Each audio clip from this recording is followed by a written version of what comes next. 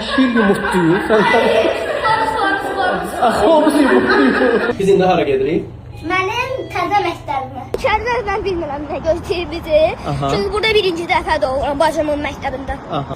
Ay maşallah.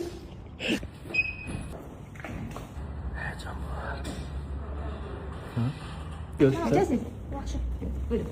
Adın nədir sənin? Davud. Davud. Soyadın?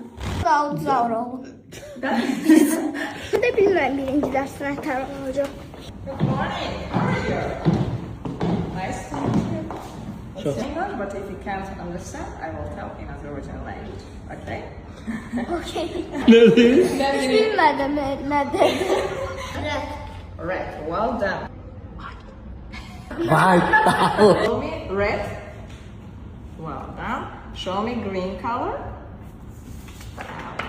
Show. Well done. Excellent. 1, 2, 1, 3, 3, 9. 9. Burada minus var götürürəm də. Yox, minus o bərabər şərəsi. Bu beraber şahesi. Aha, show me 5. İndi 5'i göster. Canlı seç oradan. Wow. Done. Hansı yumurtluyor? Şir yumurtluyor. Axı yumurtluyor. Gilas. Gilas. Gilas hansı fəsildə bitir? Hansı fəsildə yedik gilas? Antalya nə vaxt gedirik o fəsildə? Fəsil odur. Nə vaxt deyil. You find for me strawberry.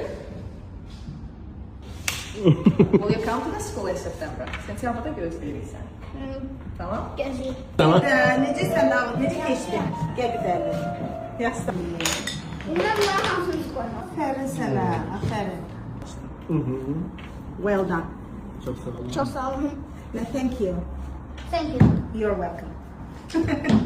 Goodbye Davud. Goodbye. See you. See you. Tamam, ay Allah gözler kimin gözleridir? Bacınanın. Bu yine alır. Bununla oynuyorsan rugby topudur bu.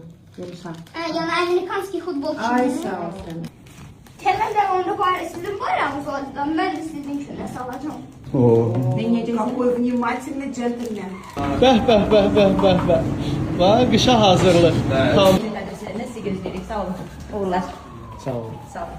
Nəyi bəyəndin? Xoşuna gəldimi? Her şey beğendim. Mən əminəm ki, idrak peşman olmayacaq Davudu hazırlığa qəbul elədiyinə görə.